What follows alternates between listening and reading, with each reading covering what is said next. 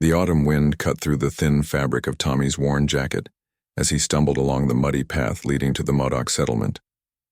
His small hands trembled not just from the cold, but from the fear that gnawed at his empty stomach. The 8-year-old boy had been walking for hours, his bare feet bleeding through the holes in his tattered shoes.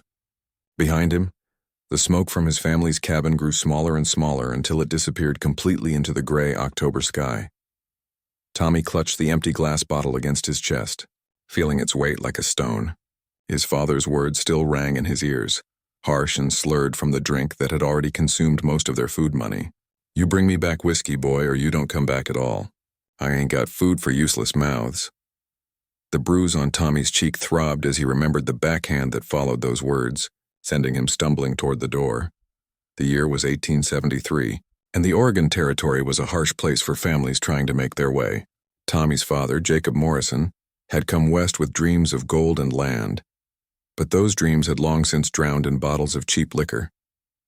What little money came from odd jobs and hunting went straight to feeding his addiction, leaving Tommy and his younger sister Mary to fend for themselves more often than not. As Tommy approached the edge of the Modoc camp, he could smell the smoke from their fires and hear the soft voices of families gathering for their evening meal. His stomach cramped with hunger, reminding him that he hadn't eaten anything but wild berries in 2 days. The Modoc people had always been kind to him during his previous desperate visits, but asking for whiskey felt different. It felt wrong. The Modoc had their own troubles. The recent war with the U.S. Army had left many of their warriors dead, and their people scattered. Those who remained in this small settlement were trying to rebuild their lives while staying hidden from government officials who wanted to force them onto distant reservations. They survived by hunting, gathering, and trading with the few white settlers who treated them fairly. Tommy hesitated at the tree line, watching the camp from behind a large pine. Children played near the lodges while women prepared food over cooking fires. The smell of roasting meat made his mouth water and his stomach growl loudly.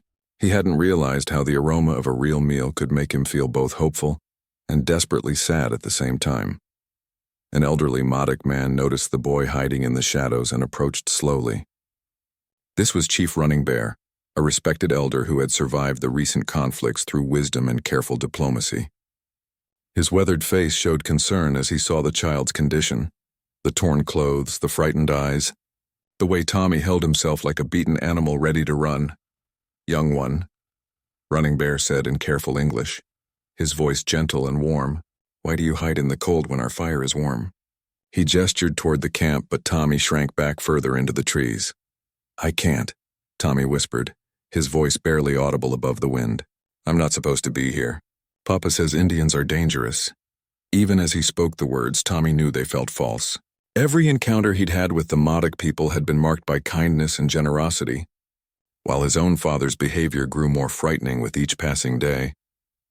Running Bear smiled sadly, understanding more about the boy's situation than Tommy realized. He had seen other children from struggling settler families, caught between their parents' prejudices and their own desperate needs. "Dangerous people do not offer food to hungry children," he said simply. "Come, you are welcome here." But Tommy couldn't move forward. The bottle in his hands felt heavier with each moment, and shame burned in his chest.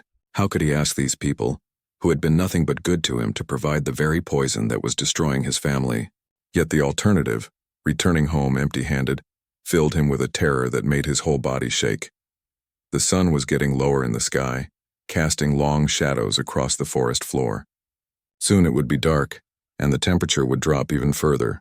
Tommy knew he couldn't survive a night in the wilderness without shelter, but he also knew what awaited him at home if he returned without fulfilling his father's demand. Other members of the tribe began to notice the conversation between Running Bear and the hidden child. A young woman named Bright Moon approached, carrying a wooden bowl filled with stew. She was Running Bear's daughter, and she had been one of the few tribal members who spoke fluent English, having been educated at a mission school before the recent troubles began. "The boy is afraid," she observed quietly, studying Tommy's posture and expression. "Something is very wrong." She had seen enough frightened children during the war to recognize the signs of a child who had been hurt by the very people who should protect him. Running Bear nodded gravely. "His spirit is wounded," he agreed, "and his body grows weak from hunger." The old chief had raised many children in his long life, including several orphans from both his own tribe and from other peoples. He understood that sometimes the greatest courage was required not to fight, but to accept help when it was offered. Tommy's legs finally gave out, and he sank to his knees behind the tree, still clutching the empty bottle. The weight of his impossible situation crashed over him like a wave. If he asked for whiskey and they refused, he would have to go home empty-handed anyway. If they agreed to his shameful request, he would be helping to destroy the only person he had left in the world. Despite how badly that person treated him, the sound of his quiet sobbing reached the ears of the Modoc adults, and Running Bear made a decision. He approached the tree slowly, his movements careful and unthreatening. "Little brother," he said, using the term of endearment that the Modoc often used for children who were not their own blood. "Whatever burden you carry, you do not have to carry it alone." As darkness began to fall over the forest and the first stars appeared in the clear sky, Tommy Morrison faced the most difficult decision of his young life. In that moment, surrounded by the warmth and kindness of strangers, he began to understand that sometimes the greatest act of love is admitting when you need help. Tommy's small body shook as Running Bear gently helped him to his feet. The elderly chief's calloused hands were surprisingly gentle as they guided the frightened boy toward the warmth of the campfire. The other Modoc families watched with quiet concern, their conversations stopping as they saw the condition of the white child. In their culture, all children were treasures to be protected, regardless of their origin or the troubles between their peoples.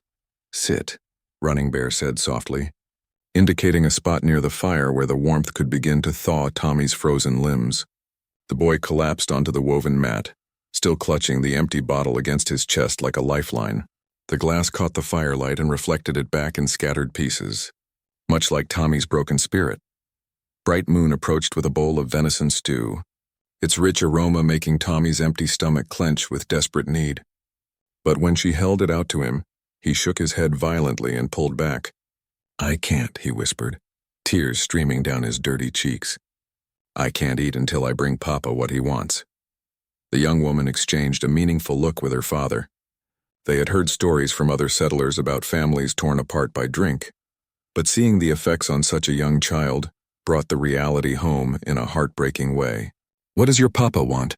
she asked gently, settling down beside Tommy with the patience of someone who understood that frightened creatures needed time to trust. Tommy's grip on the bottle tightened until his knuckles went white. The words seemed to stick in his throat like thorns, each one cutting him as he tried to speak. He sent me to get..." The shame burned in his chest, making it hard to breathe. How could he tell these kind people that his own father had sent him to beg for the poison that was killing their family? Running Bear had lived through many seasons and seen many troubles. His keen eyes took in the boy's torn clothing, the bruise on his face, the way he flinched when anyone moved too quickly. The chief had known other white settlers who had lost themselves to strong drink, and he recognized the signs of a family being destroyed from within. "Show us what you carry, young one," he said quietly. With trembling hands, Tommy held up the empty whiskey bottle. The silence that followed was heavy with understanding and sadness. Several of the Modoc adults looked away, their faces tight with emotion. They had seen what alcohol did to people, how it could turn loving fathers into dangerous strangers and peaceful homes into places of fear. "Papa says he'll let me go hungry if I don't bring whiskey," Tommy finally managed to say, the words tumbling out in a rush of confession. "He says I'm useless if I can't do this one thing for him. But Mary's only 5 and she cries when there's no food and I don't know what else to do." Bright Moon felt tears spring to her own eyes as she listened to the child's desperate words. She had children of her own, and the thought of them begging strangers for alcohol to appease an abusive parent made her heart ache. "Where is your mama?" she asked softly. Tommy's face crumpled further. "She died last winter from the fever. Papa's been different since then. He says the drink helps him forget how much it hurts, but it just makes him mean. Sometimes he doesn't even remember Mary and me are there. Yesterday he sold our cow for whiskey money and now we don't even have milk." The circle of Modoc adults listened in heavy silence. They understood loss and grief. Their own people had suffered tremendously in recent years. But they also understood that grief could not be drowned in bottles, and children could not be sacrificed to feed an adult's pain. Running Bear stood slowly, his old bones creaking in the cold air. He walked to his lodge and returned with a leather pouch, which he set down carefully beside the fire. "In our way," he began, his voice carrying the weight of ceremony, "when a man loses his woman, the whole tribe helps him remember how to be strong again. We do not let him fall into the dark water alone." Tommy looked up at the chief with eyes that seemed too old for his young face. "But Papa isn't Modoc, and he says Indians can't be trusted. He says you're all savages who would steal from us or hurt us if you got the chance."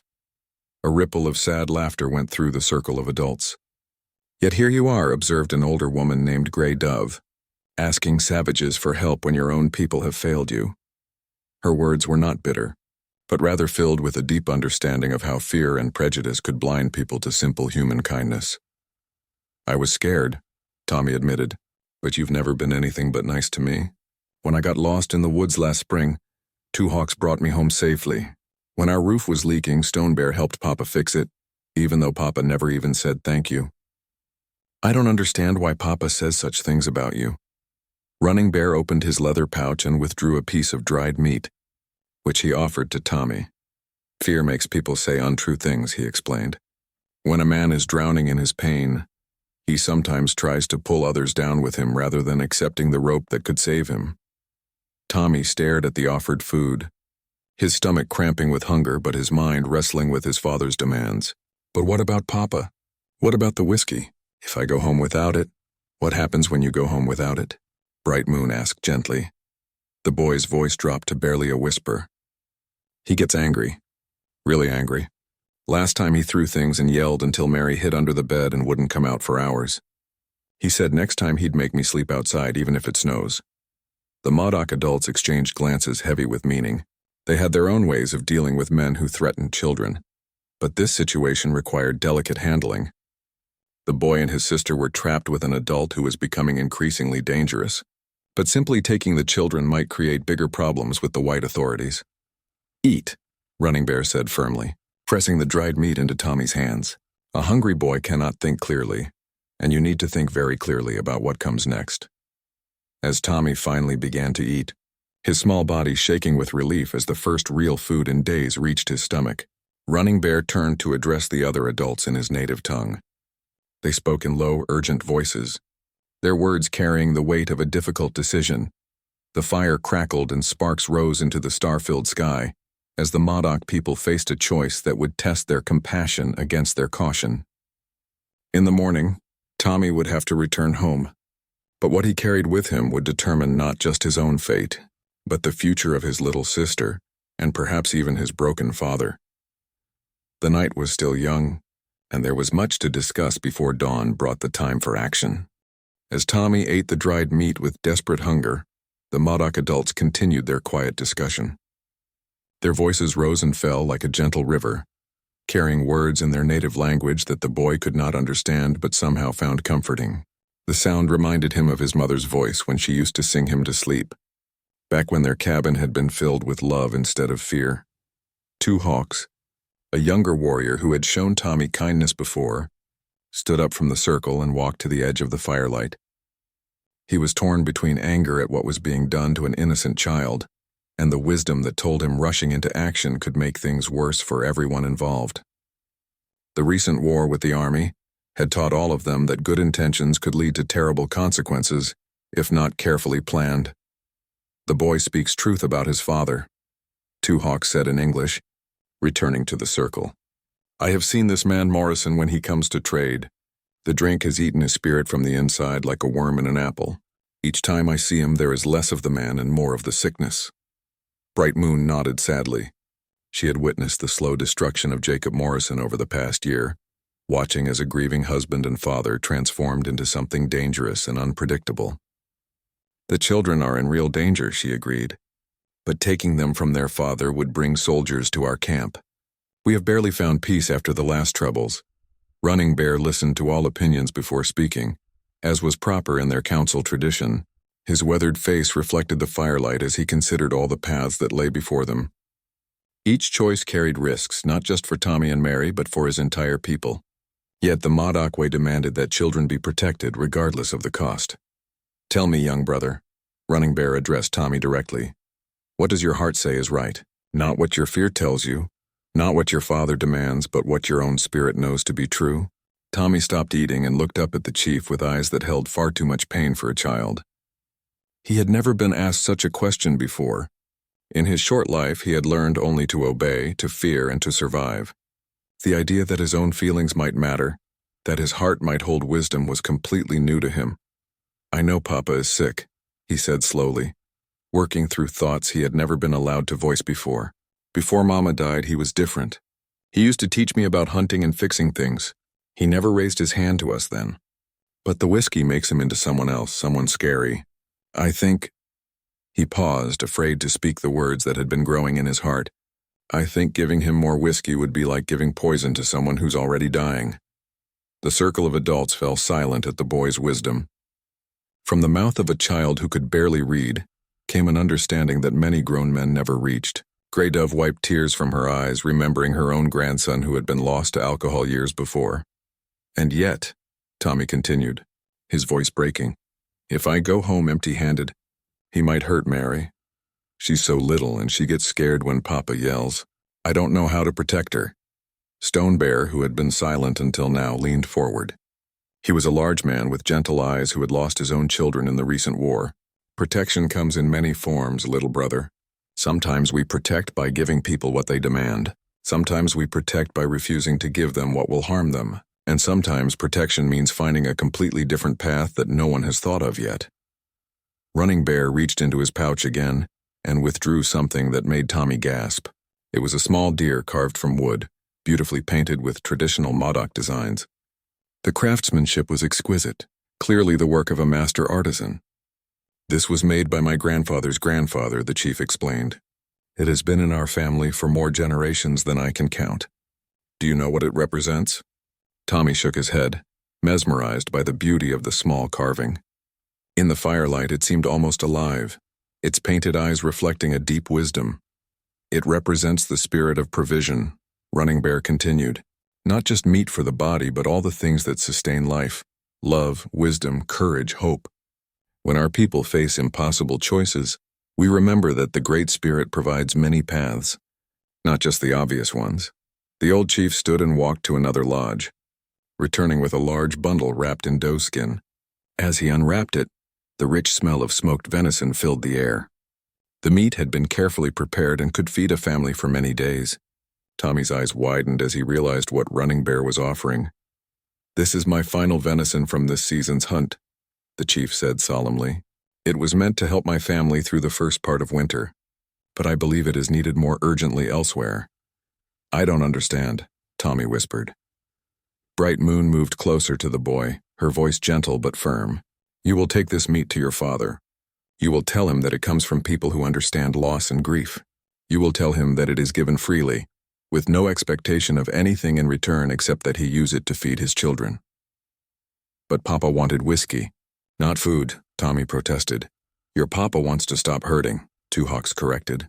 "The whiskey doesn't do that. It only makes him forget the hurt for a little while, then makes it worse. But taking care of his children, seeing them healthy and fed, that might remind him of who he used to be before the grief took hold." Running Bear nodded approvingly at the young warrior's words. "We gamble much on this choice," he admitted. "Your father may become angry that we have not given him what he demanded.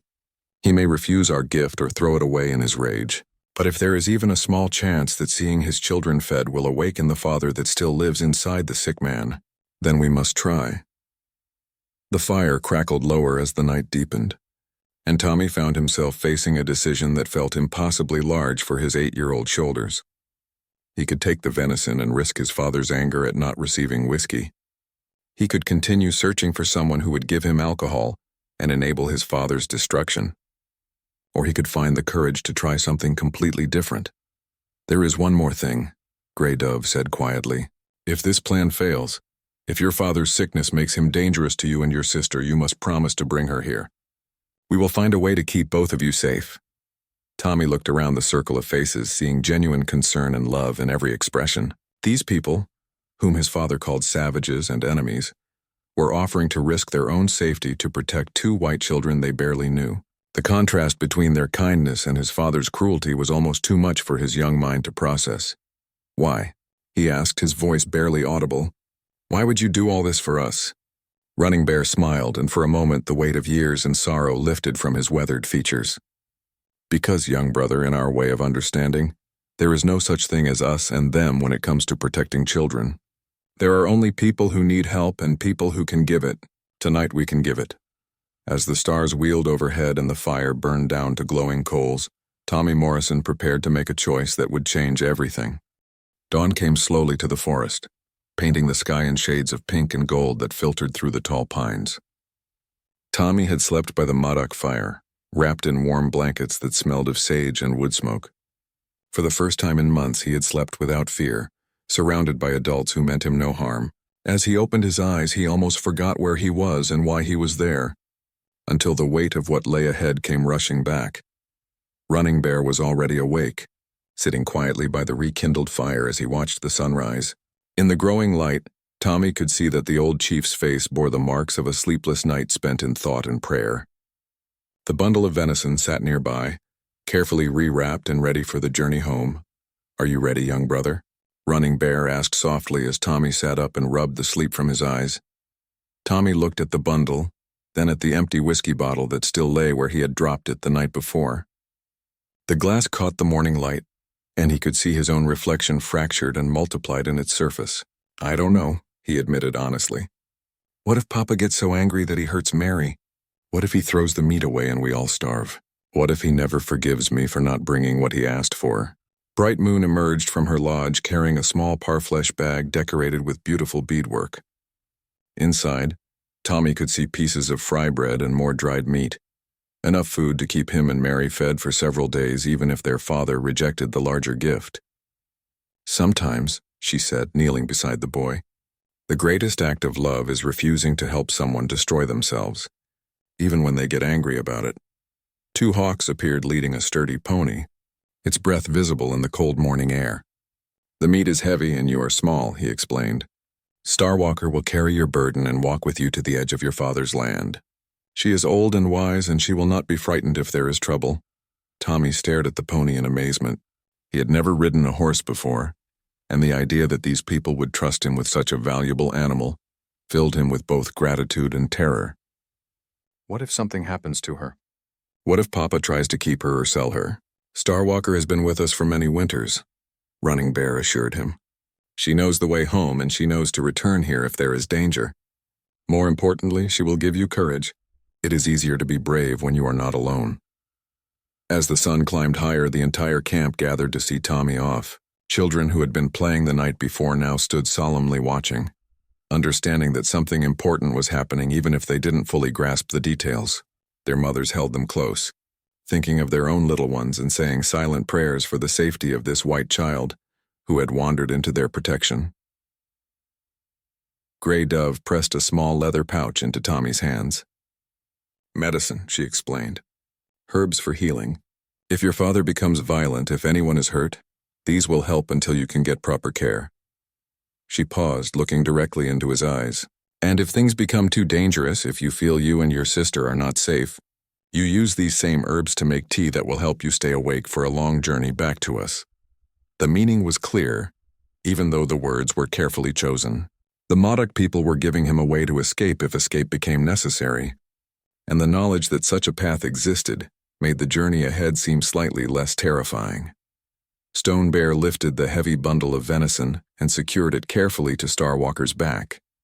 The pony stood patiently, as if she understood the importance of her cargo. "This meat represents more than food," he told Tommy seriously. "It represents our faith that good can triumph over sickness, that love can be stronger than fear. Carry it with pride." Tommy climbed onto Starwalker's back with help from two hawks, his small hands gripping the pony's mane. The height gave him a different view of the camp, and he could see the care and craftsmanship that went into every lodge, every tool, every aspect of their lives. These people whom his father called savages had created something beautiful and peaceful, while his own home had become a place of chaos and fear. "Remember," Running Bear said, walking alongside the pony as they prepared to leave the camp, "you are not responsible for your father's sickness. You cannot cure it, and you cannot control how he responds to kindness. All you can do is offer what is right and true, then protect yourself and your sister as best you can." The words settled into Tommy's heart like seeds in fertile soil. For his entire young life, he had believed that his father's anger and addiction were somehow his fault, that if he could just be good enough, quiet enough, helpful enough, everything would return to the way it used to be. The idea that he was not responsible for fixing his father's problems was both liberating and terrifying. As they reached the edge of the Modoc territory, Two Hawk stopped and placed his hand on Starwalker's neck. "From here you go alone," he said. "But remember that you carry the prayers and hopes of all our people with you. You are not as alone as you feel." Tommy looked back at the small group of adults who had gathered to send him off. Their faces were serious but warm, filled with the kind of concern he remembered from his mother's eyes. "What if I fail?" he asked, his voice small in the vast morning air. "Failure is not in the trying," Running Bear replied. "Failure is only in not caring enough to try at all. Whatever happens today, you will know that you chose love over fear, hope over despair. That is never failure." Starwalker began to walk without any guidance from Tommy, her sure feet finding the familiar path toward the Morrison cabin. As they moved through the forest, Tommy could smell the smoke from his father's chimney long before he could see the cabin itself.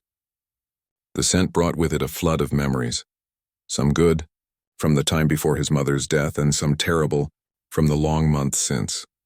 The pony's steady gait had a calming effect, and Tommy found himself thinking more clearly than he had in weeks.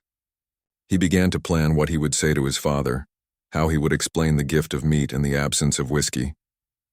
The words seemed inadequate for such an enormous gesture of trust and generosity, but he knew he had to try. As they crested a small hill, the Morrison cabin came into view. It looked smaller and shabbier than Tommy remembered, with one shutter hanging crooked and weeds growing up around the foundation. Smoke trickled from the chimney, telling him that his father was awake and probably wondering where his son had been all night. Starwalker stopped at the edge of the clearing without being asked. As if she sensed that this was as far as she should go, Tommy slipped from her back and untied the bundle of venison, surprised at how heavy it felt in his small arms. The weight of it seemed to represent all the hope and faith that the Modoc people had invested in this moment. Taking a deep breath, Tommy Morrison began the long walk across the clearing toward his father's cabin, carrying with him the final venison of a generous people, and the fragile possibility that love might yet prove stronger than despair. The cabin door stood slightly ajar, and Tommy could hear his father moving around inside with the heavy, unsteady steps that meant he had already been drinking despite the early hour. The sound made Tommy's stomach clench with familiar fear, but he forced himself to keep walking across the clearing. The bundle of venison in his arms felt impossibly heavy, and with each step he rehearsed the words he would use to explain what had happened. "Papa," Tommy called softly as he reached the door. "Papa, I'm back." The movement inside stopped abruptly, followed by a long silence that made Tommy's heart race. Then the door was yanked open so violently that it hit the cabin wall with a bang that echoed across the clearing. Jacob Morrison stood in the doorway, his clothes wrinkled and stained, his eyes red with drink and anger. "Where the hell have you been, boy?" Jacob's voice was thick and dangerous. "I sent you out yesterday to do one simple thing, and you disappear all night like some wild animal." His eyes dropped to the bundle in Tommy's arms, and his expression grew even darker. "What's that? Where's my whiskey?" Tommy's mouth went dry, but he forced himself to speak. "Papa, I went to the Modoc camp like you said, but they didn't have any whiskey. Instead, they gave us this." He held up the bundle with trembling arms. "It's meat, Papa. Enough to feed us for weeks. They gave it freely with no payment asked." Jacob stared at the venison for a long moment, his face cycling through several emotions. Then, without warning, he backhanded Tommy across the face, sending the boy stumbling backward. The bundle fell to the ground and some of the carefully wrapped meat spilled onto the dirt. "You worthless little fool," Jacob shouted, his voice carrying across the clearing. "I didn't ask for charity from savages. I asked for whiskey. One simple task, and you can't even do that right." He kicked at the fallen meat, scattering more of it. "What am I supposed to do with this? I can't drink meat." From inside the cabin came a small, frightened voice. Tommy, is that you?" Mary appeared in the doorway, her tiny frame dwarfed by one of her mother's old dresses that hung on her like a sack. Her face was thin with hunger, and her eyes were wide with the particular fear that came from living with an unpredictable adult. The sight of his little sister gave Tommy courage he didn't know he possessed. Ignoring the stinging pain in his cheek, he began gathering up the scattered meat. "Mary, look," he said, his voice steady despite his fear. "The Modoc people sent us food. Real food, enough for both of us." Mary took a tentative step forward, drawn by the smell of the smoked venison. She hadn't eaten anything but water and stale breadcrumbs in 2 days, and her small body was weak with hunger. "Is it really for us?" she whispered. "Don't you touch that!" Jacob roared, grabbing Mary by the arm and pulling her back. The little girl cried out in pain and fear. "I won't have my children eating savage food. I won't be beholden to those animals." "They're not animals, Papa," Tommy said, surprising himself with his boldness. "They're good people. They were kind to me when no one else was. They gave us their best meat even though they need it for winter. They did it because they care what happens to Mary and me." Jacob's face flushed red with rage. "How dare you speak to me that way? How dare you take their side against your own father?" He advanced on Tommy, his fists clenched. "I'll teach you some respect, boy." But as Jacob raised his hand to strike again, something happened that stopped him cold. Mary darted forward and threw herself between her father and brother, her small arms spread wide. "No!" she cried, her voice high and desperate. "Don't hurt Tommy. He was just trying to help us." The sight of his 5-year-old daughter protecting her older brother from his own violence seemed to penetrate through Jacob's alcohol-fueled rage. He stopped mid-swing, his hand frozen in the air as he stared down at Mary's tear-streaked face. In that moment, he saw himself through his children's eyes, not as a protector or provider, but as the thing they feared most in the world. The silence stretched out like a held breath.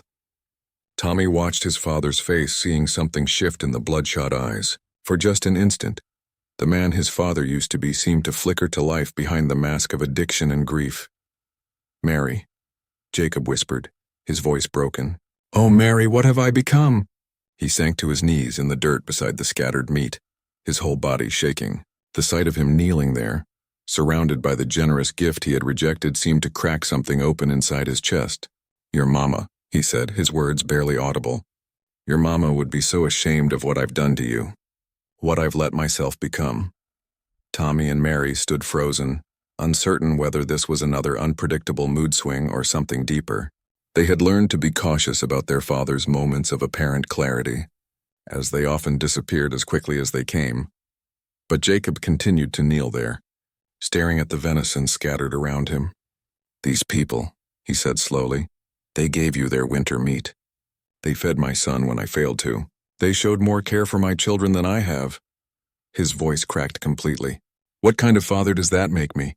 Tommy took a careful step forward, still clutching some of the rescued meat.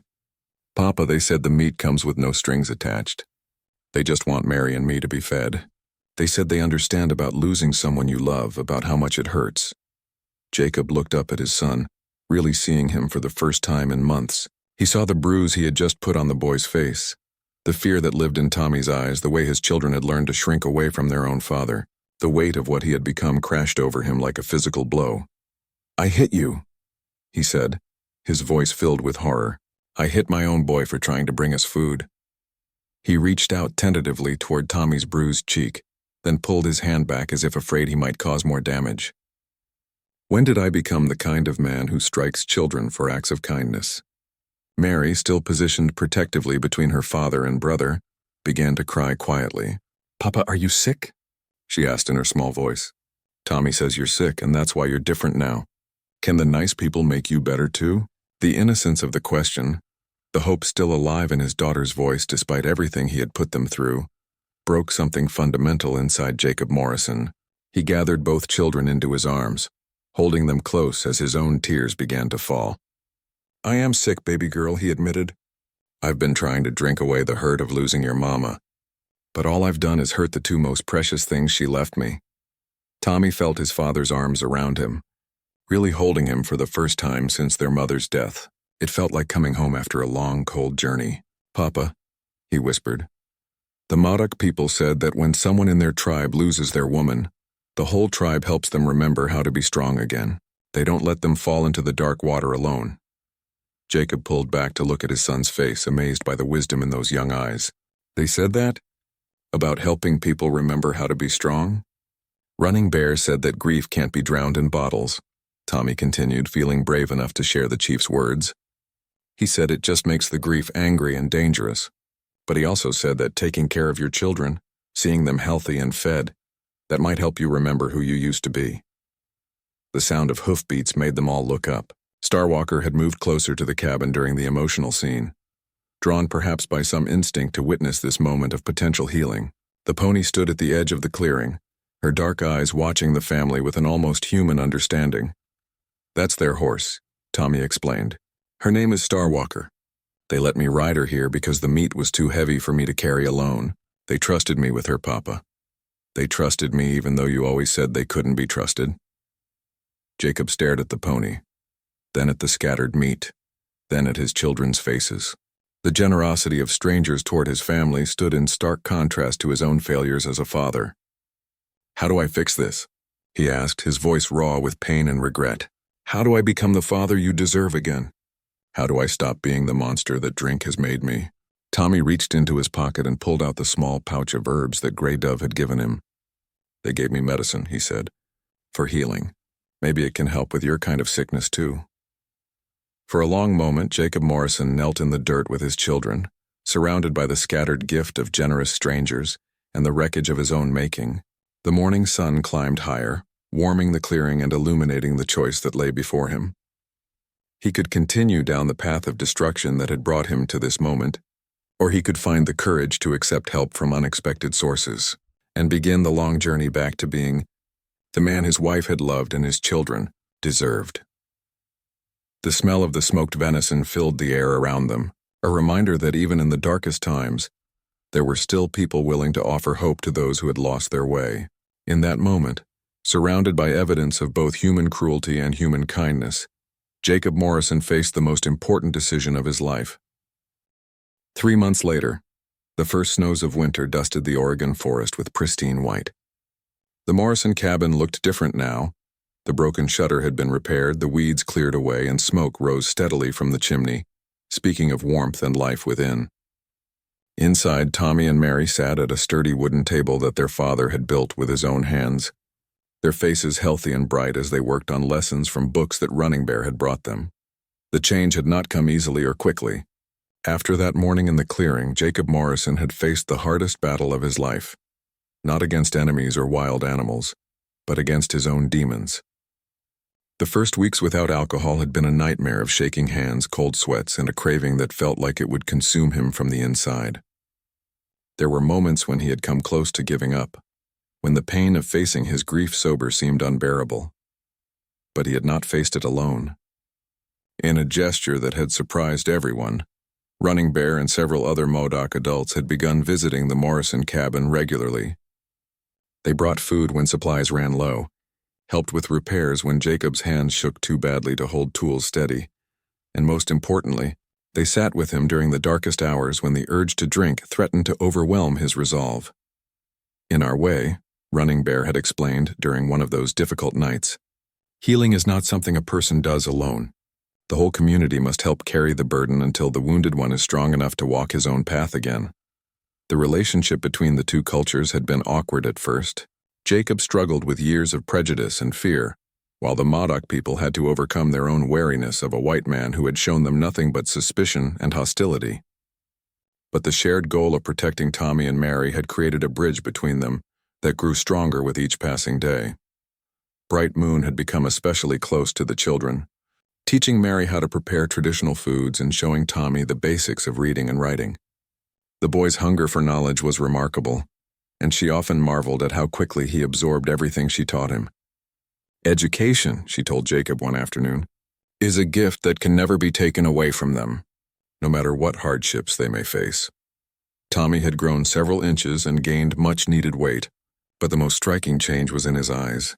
The constant fear and worry had been replaced by the natural curiosity and hope that should live in every child's gaze. He no longer flinched when adults moved quickly or spoke loudly, and he had begun to laugh again, a sound that filled his father's heart with both joy and regret for all the months when laughter had been absent from their home. Mary had blossomed even more dramatically. The tiny, frightened waif who had once hidden under beds during her father's rages had become a bright, chattering little girl who asked endless questions about everything she saw. She followed Bright Moon around like a shadow during visits, soaking up knowledge about plants, animals, and the natural world around them. The evening ritual had become sacred in the Morrison household. Each night before bed, Jacob would gather his children close and tell them stories, sometimes about their mother, sometimes about his own childhood, and increasingly, stories about the future they would build together. The tradition had started as a way to fill the hours when he most craved alcohol, but it had evolved into something precious that none of them would have traded for anything. On this particular snowy evening, Jacob sat carving a piece of wood while his children did their lessons. The skill had come back to him slowly as his hands steadied, and he found that creating beautiful things helped quiet the noise in his mind. Tonight he was working on a set of wooden animals for Mary's upcoming 6th birthday, a project that would have been impossible during his drinking days when his hands shook too badly for detailed work. "Papa." Tommy looked up from his arithmetic. "Running Bear says that in the spring he'll teach me how to track deer. He says I have good eyes for seeing signs in the forest." Jacob smiled, remembering his own father teaching him similar skills many years ago. "That would be good, son. A man should know how to provide for his family." The words carried weight that they hadn't held months ago. Now they spoke of responsibility willingly accepted, rather than burdens reluctantly borne, and "Bright Moon says she'll teach me how to make medicine from plants," Mary added excitedly. "She says knowing how to heal people is just as important as knowing how to hunt." The sound of hoofbeats outside announced the arrival of visitors. Jacob no longer tensed at unexpected sounds. Their home had become a place of welcome rather than siege. Tommy ran to the window and grinned widely. "It's Two Hawks and Stone Bear, and they brought Starwalker." The Modoc men entered the warm cabin, stamping snow from their feet and bringing the crisp scent of winter air with them. Starwalker remained outside, but Tommy could see her through the window, her thick winter coat making her look like something from a fairy tale. "We bring news," Two Hawks announced, his usually serious face showing hints of excitement. "The territorial government has agreed to let our people stay on this land permanently. We will not be forced to move to the reservations in the south." The relief and joy in the room was palpable. For months, the threat of forced relocation had hung over the Modoc community like a storm cloud. Now finally, they could make long-term plans, build permanent structures, and create the kind of stable life that children needed to thrive. "There is more," Stone Bear added with a grin. "They want someone to serve as a liaison between our peoples, someone who understands both cultures and can help prevent the misunderstandings that lead to conflict." Jacob looked puzzled. "That sounds like important work. Who will they choose?" The two Modoc men exchanged a meaningful look. "Running Bear has recommended that you be considered for the position," Two Hawks said quietly. "He says that a man who has learned to bridge the gap between sickness and health, between hatred and understanding, might be exactly what is needed to help our peoples live in peace." The silence that followed was profound. Jacob Morrison, who just months ago had been a drunk and abusive father spouting hatred about the very people who now surrounded him with friendship, was being offered a chance to use his painful journey toward redemption to help others. "I don't know," Jacob said finally, his voice thick with emotion. "I don't know if I'm worthy of such trust." "Worthiness is not about the past," Running Bear's voice came from the doorway, where the old chief had appeared silently, as was his way. "Worthiness is about what a person chooses to do with the gift of a new day. You have chosen to become a father again, a good neighbor, a man who faces his demons rather than drowning them. That is the kind of person who can help others find their way." Tommy looked at his father with shining eyes. "Papa, you could help other families like ours. Other children who are scared and hungry." Mary climbed into her father's lap and hugged him tightly. "You could save them like the nice people saved us." Jacob Morrison looked around the warm cabin at the faces of his children and the friends who had become family. Outside, the snow continued to fall, blanketing the world in clean whiteness that spoke of fresh starts and new possibilities. The man who had once sent his young son begging for whiskey now held the chance to prevent other children from facing such desperate choices. "Yes," he said simply, his voice steady and sure. "Yes, I would be honored to try." As the adults talked late into the night about plans and possibilities, Tommy and Mary fell asleep curled together on their father's lap. The fire crackled warmly in the hearth, Starwalker dozed peacefully outside the window, and the Morrison cabin stood as proof that even the most broken things could be made whole again with enough love, patience, and the willingness to accept help from unexpected sources.